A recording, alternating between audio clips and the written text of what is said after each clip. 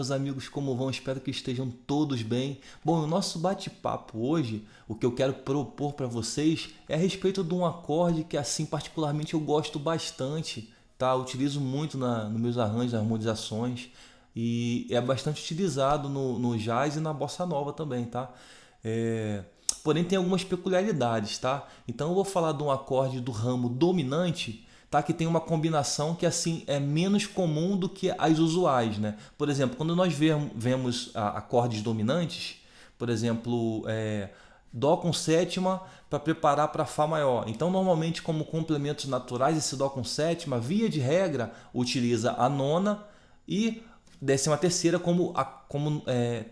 complementos compatíveis, né? Já para acordes como alvos menores, por exemplo, Dó com sétima para Fá menor, via de regra, nós utilizamos a nona bemol e a décima terceira como compatibilidades, né? Então, normalmente é isso, né?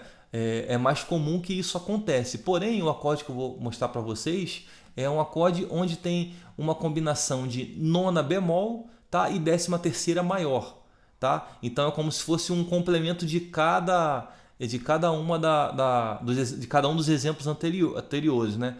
E esse dominante ele funciona muito bem como alvos maiores ou menores, tá bem? Então assim, o exemplo que eu vou mostrar aqui é como resolução em um acorde maior, tá? Então é uma música bastante conhecida, Mist, né? Está na tonalidade original, que é Mi bemol maior de efeito. Eu vou falar sempre aqui os tons de efeito. A primeira vez, eu confesso para vocês que a primeira vez que eu ouvi esse acorde sendo tocado por um instrumento de melodia foi em 2008. Então já tem um tempinho, né? Eu utilizava ele nas minhas harmonias, mas eu nunca tinha ouvido nenhum instrumento de sopro tocar ele, tá? E aí, curiosamente, ontem eu vi esse saxofonista que eu vou mostrar para vocês agora tocar essa música também, e ele tocou uma cadência parecida com a que eu tinha ouvido em 2008. Então eu cacei aqui esse áudio de 2008 para comparar os dois, tá? E aí até conversei com um colega hoje sobre isso. Ele até falou, pô, talvez seja uma cadência escrita e eles adaptaram, mas enfim, a gente vai tentar destrinchar um pouco aqui esse assunto e dar uma ouvida.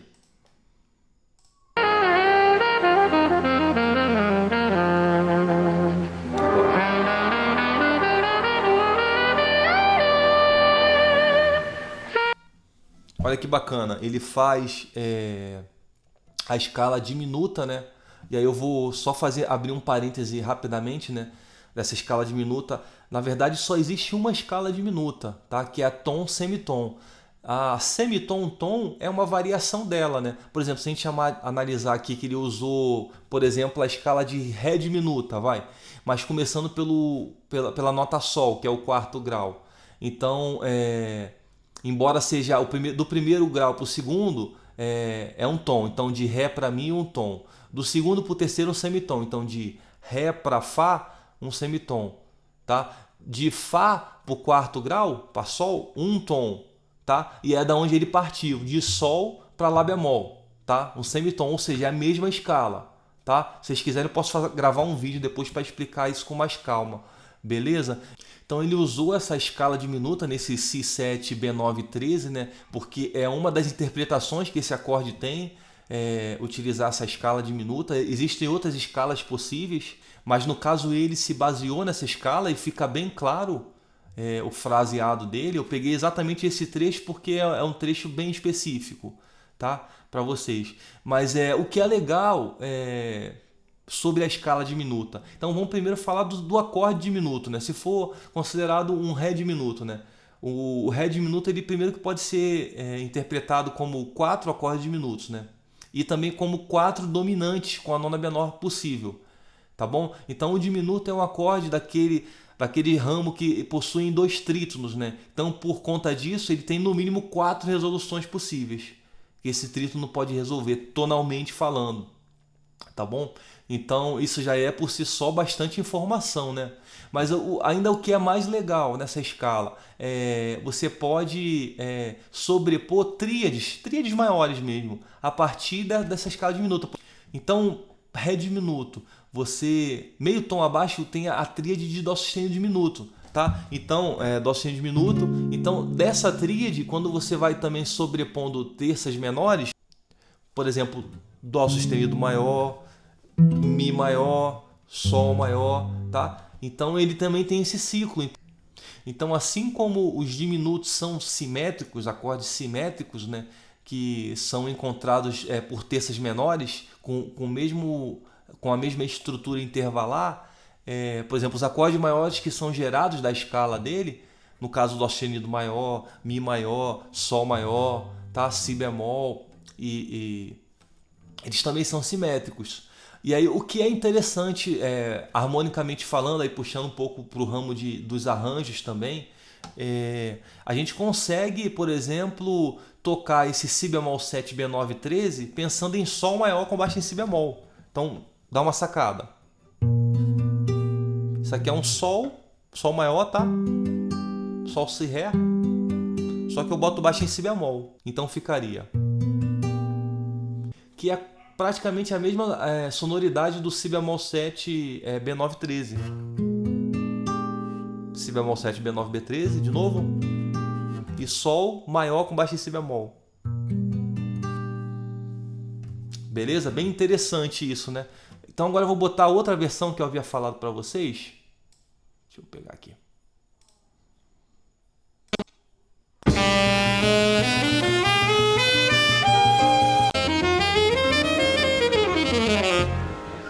Esse é outro saxofonista.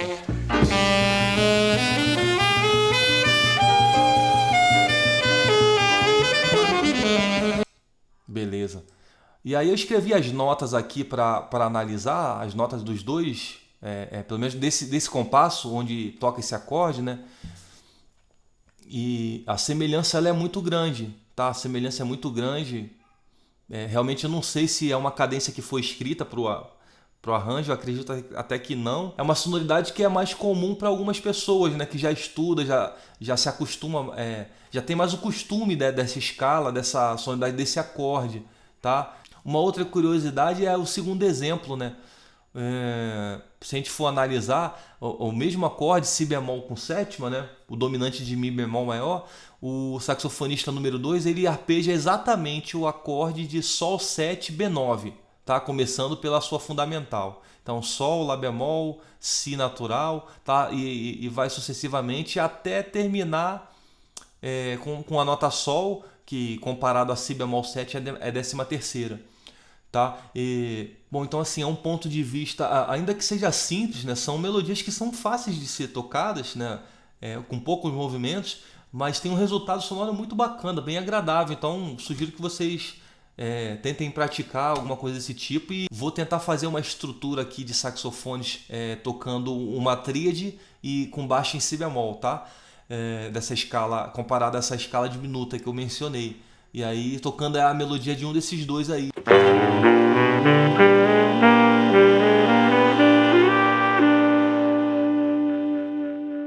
Vocês digam para mim o que vocês acharam nos comentários, se puder compartilhar também esse vídeo aí com os amigos músicos, vou ficar muito agradecido. Beleza? Forte abraço aí, até a próxima.